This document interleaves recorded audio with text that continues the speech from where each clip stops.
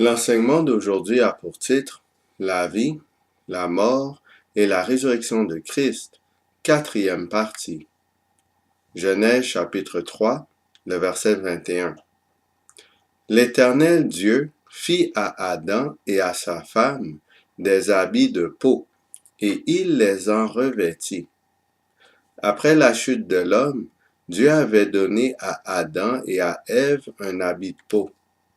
Vu qu'il y avait seulement deux humains qui existaient, cette peau devait absolument provenir d'un animal. Pour obtenir cette peau, Dieu avait donc dû mettre à mort un animal. L'animal en question était innocent. Il avait été mis à mort en raison du péché de la race humaine. L'animal avait ainsi joué le rôle de substitut de l'humanité. C'est donc par le sacrifice que le vêtement pouvait être confectionné et remis aux humains. Hébreux chapitre 9, le verset 22.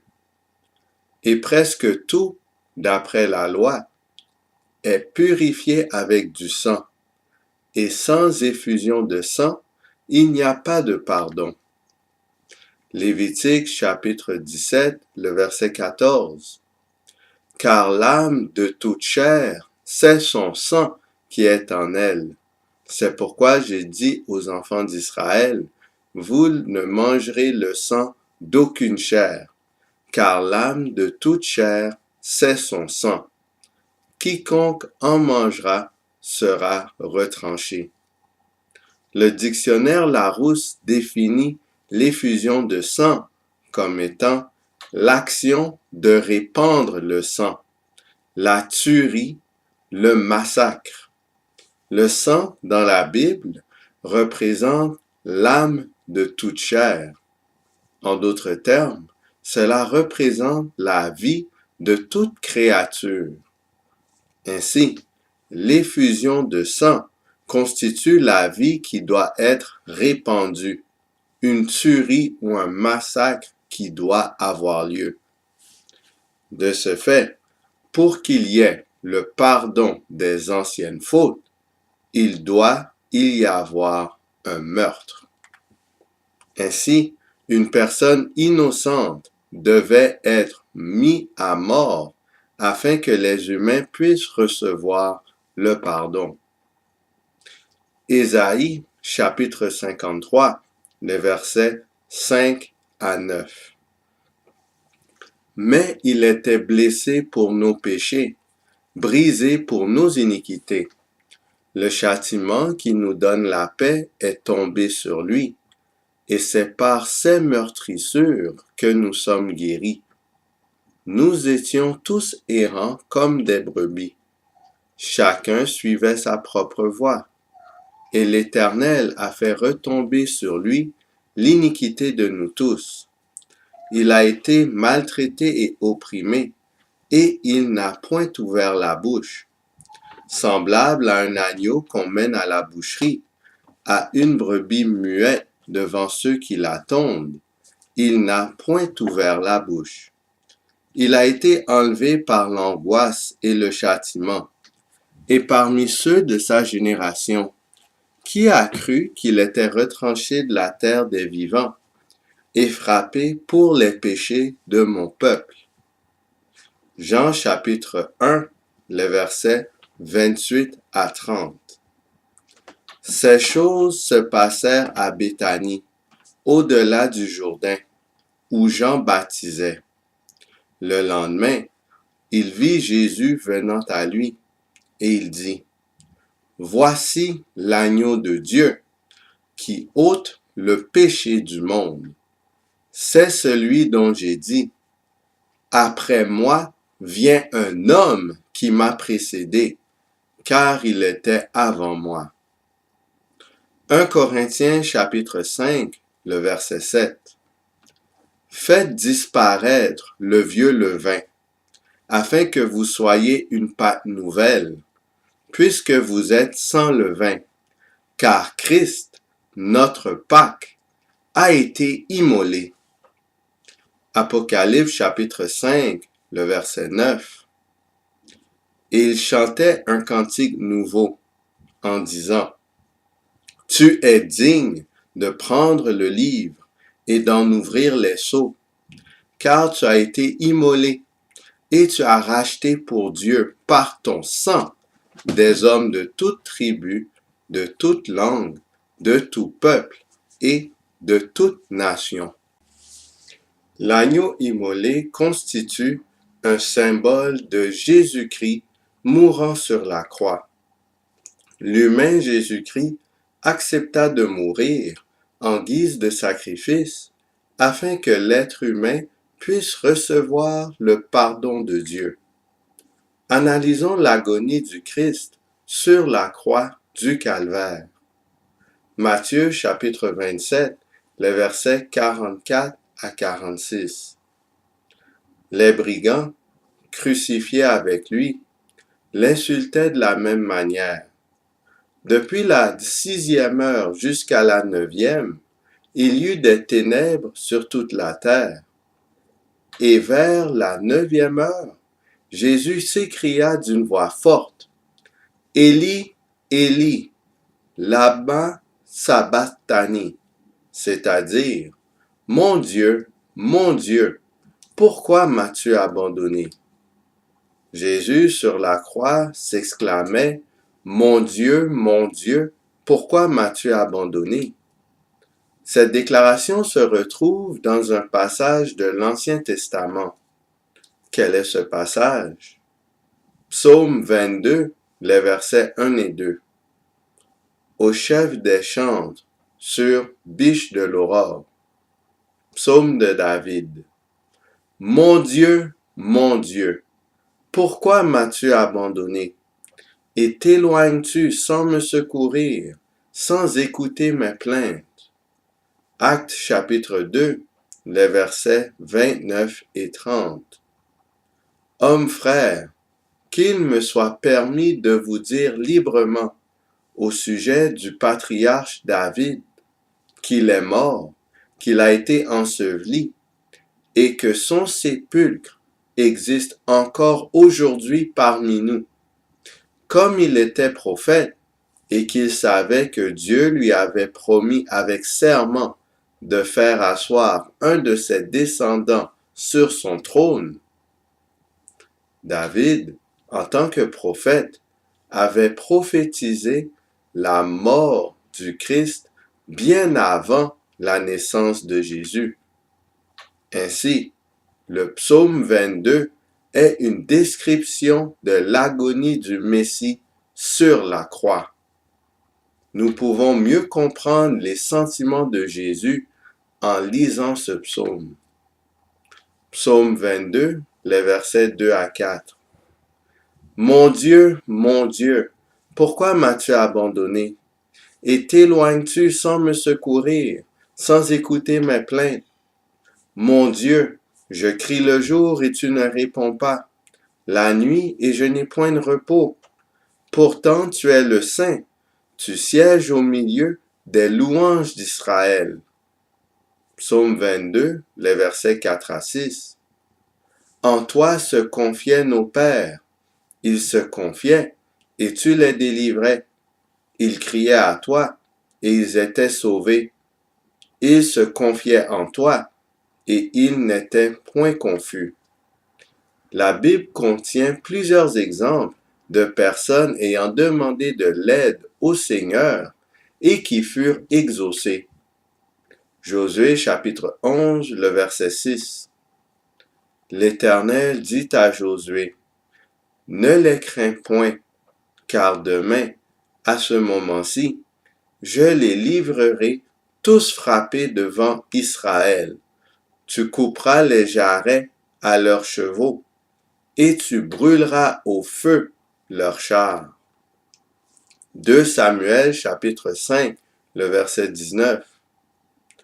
David consulta l'Éternel en disant, « Monterai-je contre les Philistins? Les livreras-tu entre mes mains? » Et l'Éternel dit à David, « Monte, car je livrerai les Philistins entre tes mains. » 2 Chroniques chapitre 20, les versets 3 et 15. Dans sa frayeur, Josaphat se disposa à chercher l'Éternel, et il publia un jeûne pour tout Juda. Et Jacaziel dit, « Soyez attentifs, tout Juda et habitants de Jérusalem, et toi, roi Josaphat.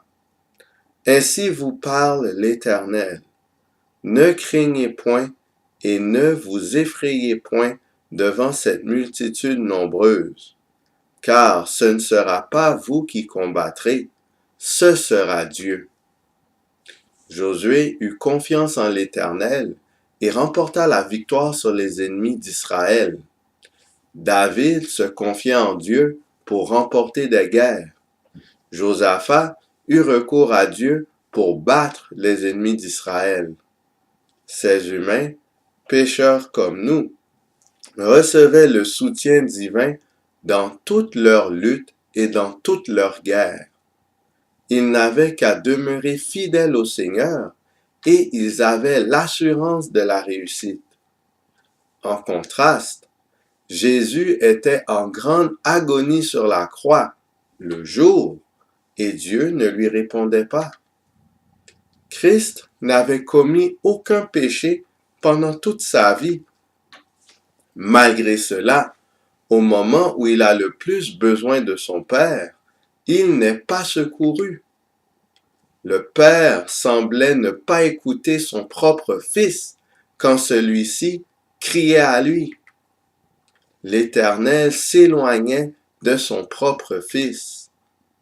Imaginez-vous un père qui abandonnerait volontairement son fils innocent alors que celui-ci lui demande son aide.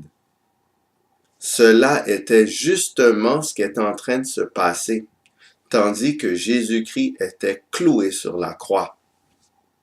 Psaume 22, le verset 7.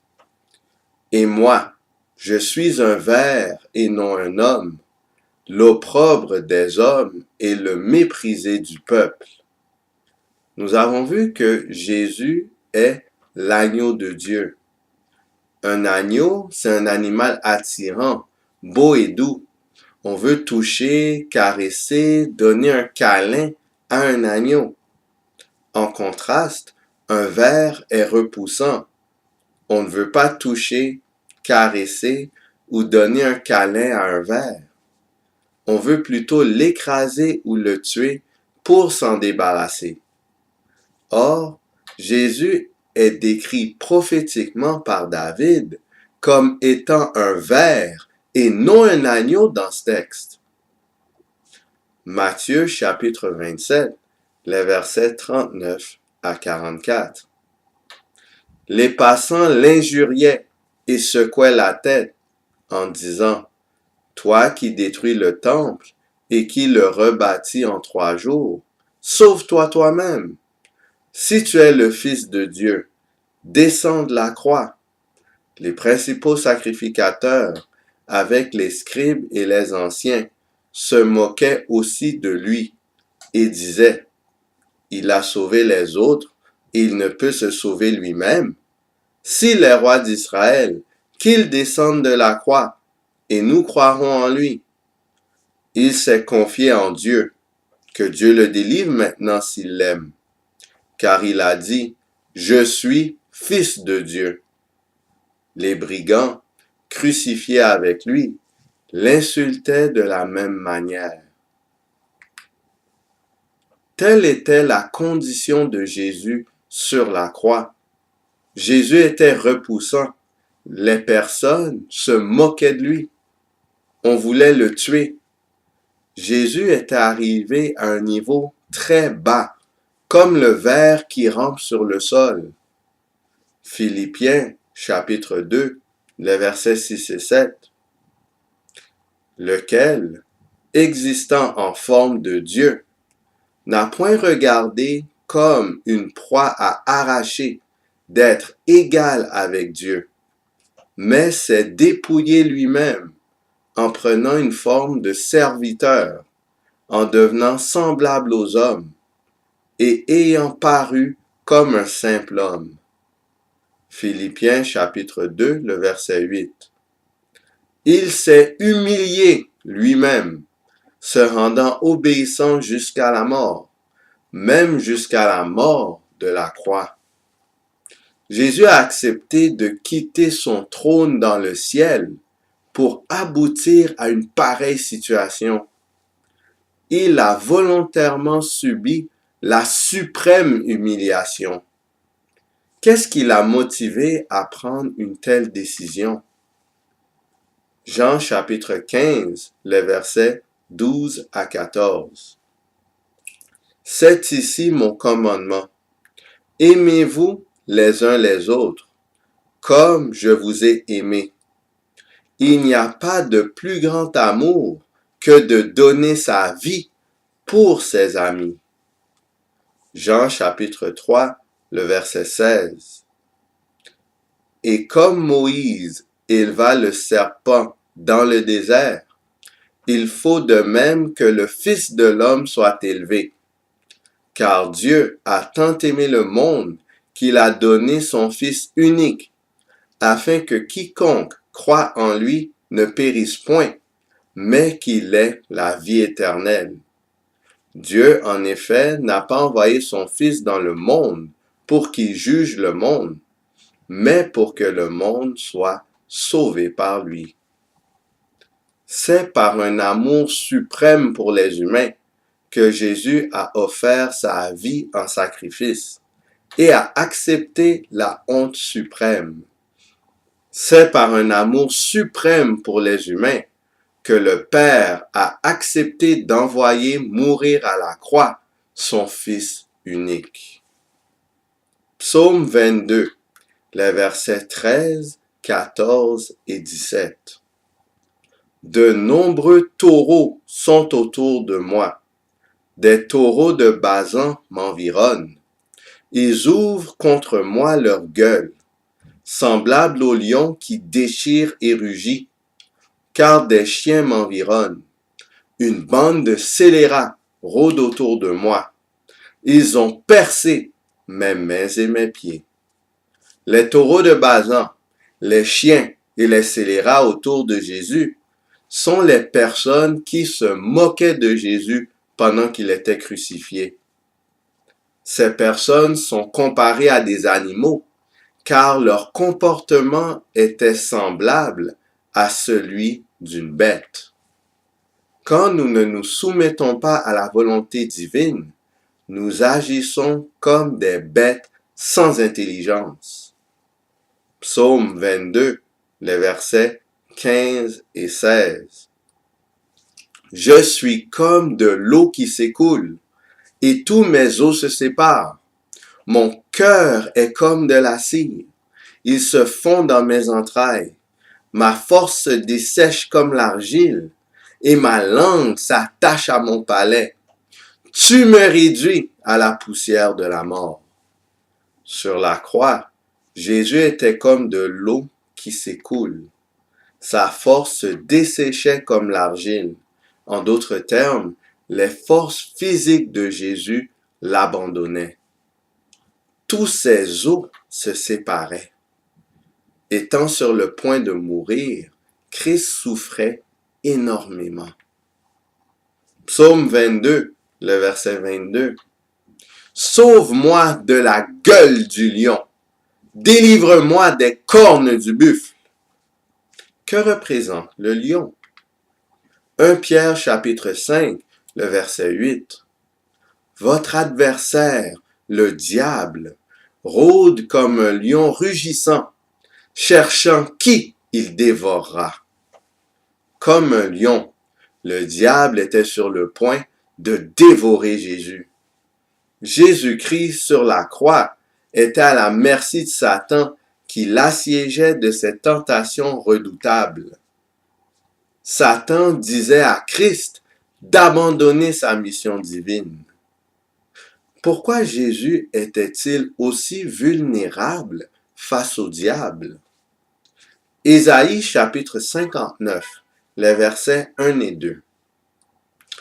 Non, La main de l'Éternel n'est pas trop courte pour sauver, ni son oreille trop dure pour entendre. Mais ce sont vos crimes qui mettent une séparation entre vous et votre Dieu. Ce sont vos péchés qui vous cachent sa face et l'empêchent de vous écouter. En tant que substitut, Jésus avait porté les péchés de toute l'humanité. Portant tous les crimes des humains, Jésus était à ce moment séparé de la face du Père.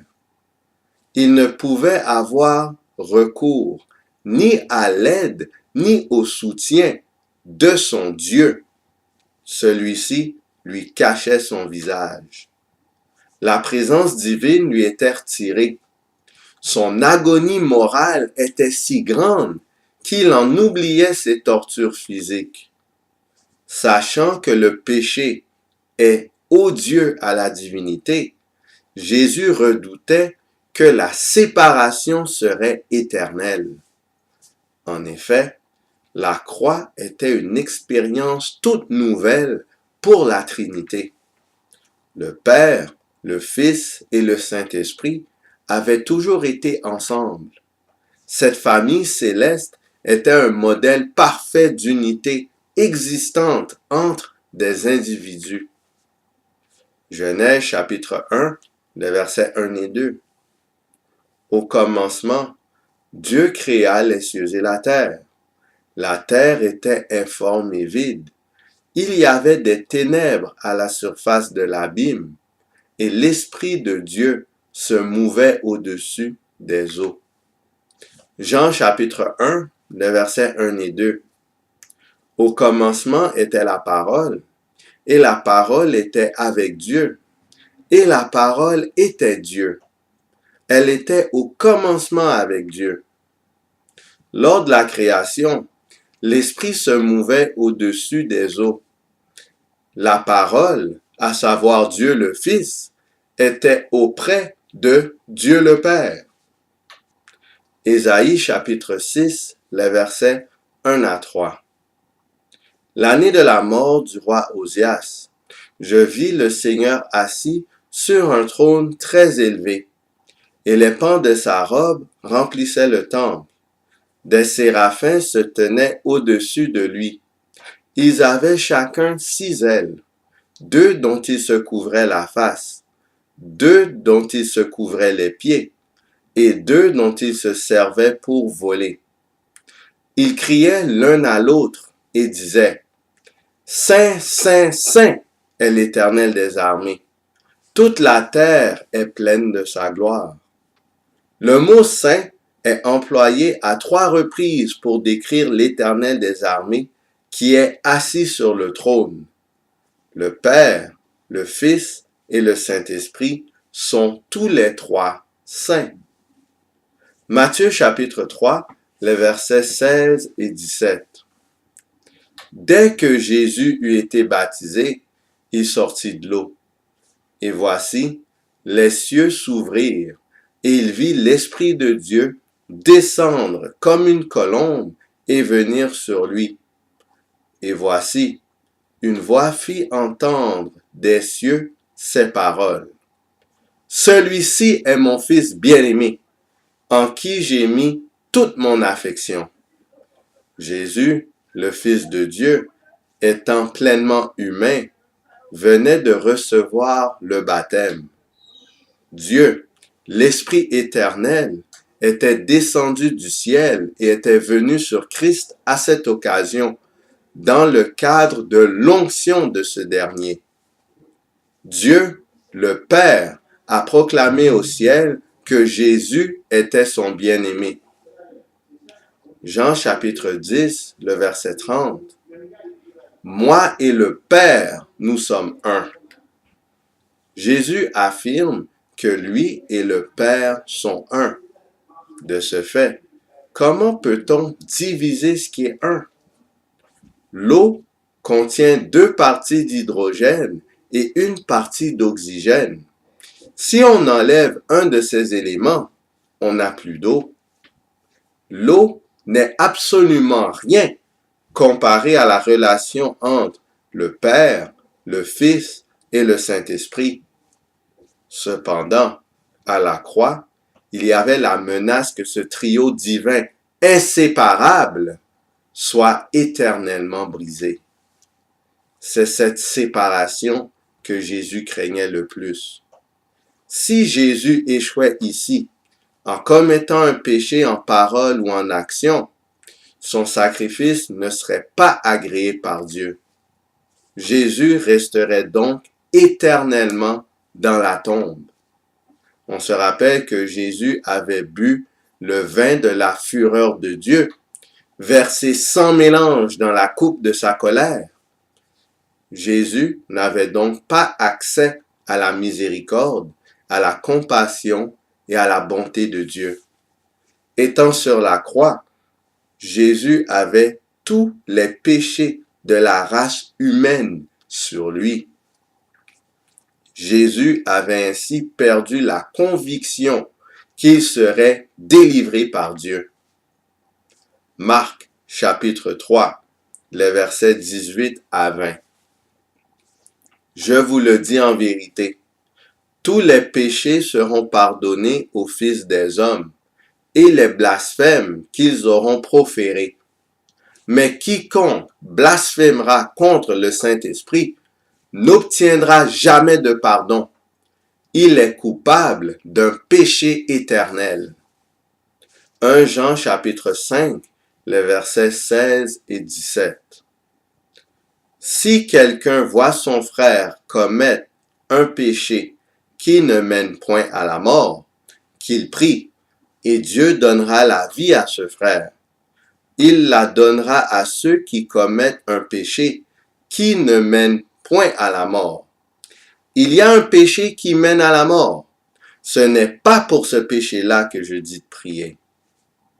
Jésus, en tant que substitut, a dû subir le châtiment réservé à ceux qui ont péché contre le Saint-Esprit.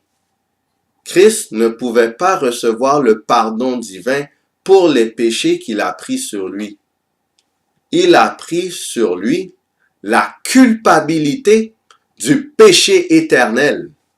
Christ ne pouvait pas bénéficier de la prière ou de l'intercession de qui que ce soit.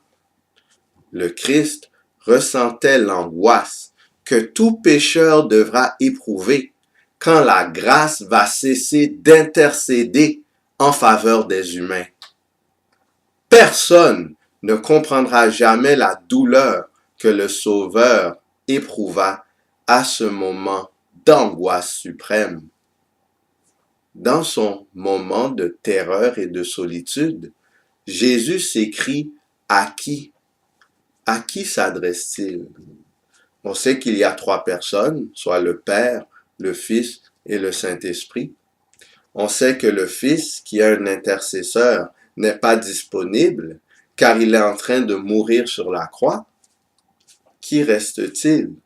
Jésus parle à qui? Mon Dieu, une fois. Mon Dieu, une deuxième fois. Pourquoi m'avez-vous abandonné tous les deux? Jésus demande à son Père pourquoi il l'a abandonné. Jésus demande au Saint-Esprit pourquoi il l'a abandonné. Cependant, malgré la douleur de cette séparation de son Père et de son Esprit, Jésus est resté fidèle jusqu'au bout. Jean chapitre 19, le verset 30.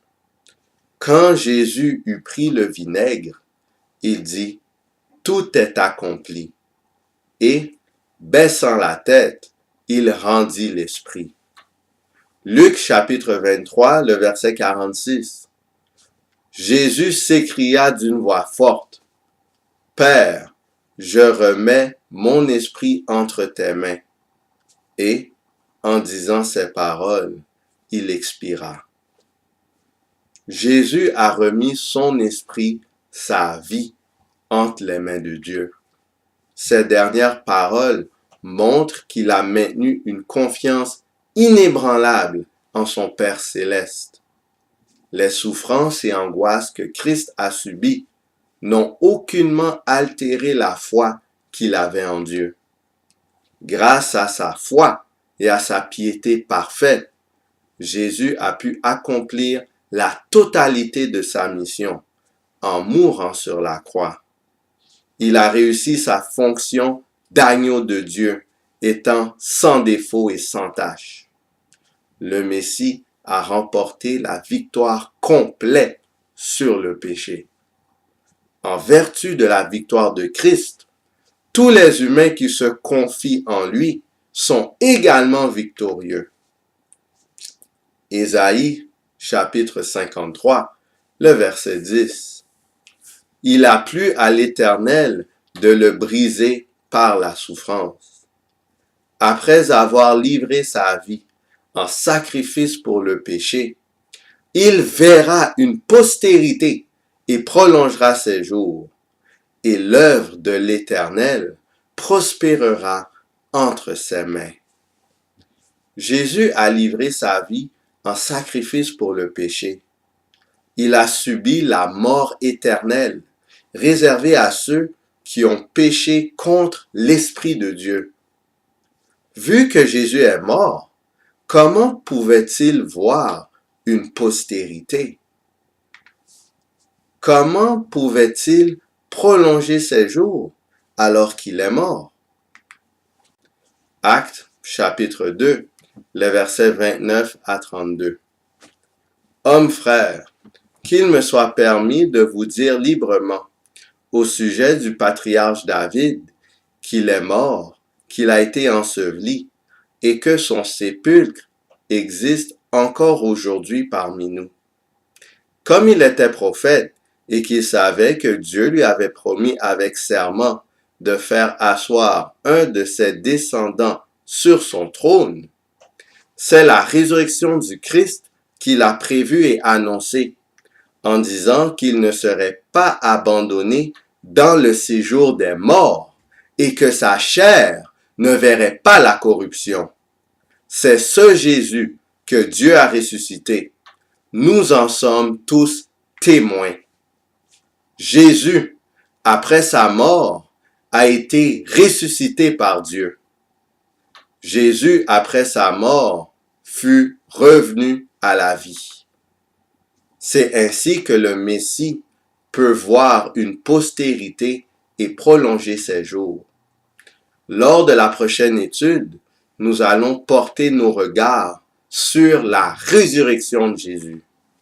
Nous verrons en quoi cette résurrection est le fondement de la foi chrétienne. Christ nous appelle à nous offrir comme sacrifice vivant, saint et agréable à Dieu. Le triomphe de Jésus constitue la source de l'assurance de notre triomphe si nous nous fions entièrement à lui. Sur ce, qu'allons-nous choisir? Est-ce qu'on choisit le camp de l'agneau? Choisissons-nous de nous offrir en sacrifice vivant à l'instar de notre Seigneur Jésus-Christ? Ou est-ce qu'on choisit de nous opposer au Fils de Dieu en faisant partie du camp du serpent? Que le Seigneur nous guide à chaque instant afin que le sacrifice de Christ soit profitable pour nous, car nous aurons mis notre confiance inébranlable sur lui, nous aurons suivi ses traces partout où il va. Que le Seigneur nous garde.